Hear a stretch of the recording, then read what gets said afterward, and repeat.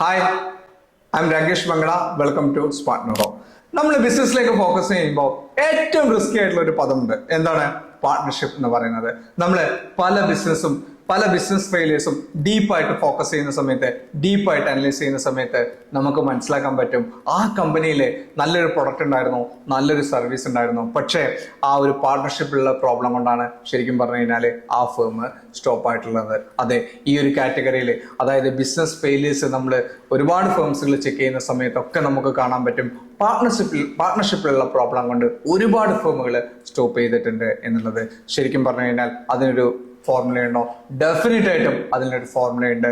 നമ്മൾ ഈ ഒരു കോഴ്സിൽ ഡിസ്കസ് ചെയ്യുന്ന അതാണ്. നമ്മൾ കേരളത്തിലേക്ക് ഫോക്കസ് ചെയ്യുന്ന സമയത്ത് നമുക്ക് കാണാൻ പറ്റുന്ന വസ്തുത എന്താണ്? മിക്ക ഫേംസിലും പാർട്ട്ണർഷിപ്പ് എന്ന് പറയുന്നത് ഇൻവെസ്റ്ററാണ്. ഇൻവെസ്റ്ററാണോ ശരിക്കും പറഞ്ഞാൽ ഒരു പാർട്ട്ണറായി വരേണ്ടത്? ഒരിക്കലുമല്ല. ഇൻവെസ്റ്ററെ അല്ല നമ്മൾ ഒരിക്കലും ഒരു ഫേമിൽ പാർട്ട്ണറായിട്ട് വരേണ്ടത്.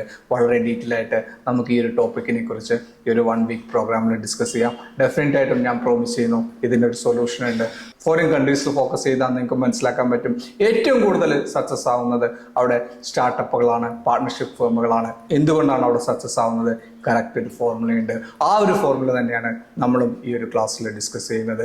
എല്ലാവരെയും ഞാൻ ഈ ഒരു ക്ലാസ്സിലേക്ക് ഇൻവൈറ്റ് ചെയ്യാണ്, ഈ ഒരു 1 വീക്ക് പ്രോഗ്രാമിലേക്ക് ഇൻവൈറ്റ് ചെയ്യാണ്. വളരെ ഡീറ്റെയിൽ ആയിട്ട് നമുക്ക് ക്ലാസ്സിൽ ഡിസ്കസ് ചെയ്യാം. All the best. Thank you.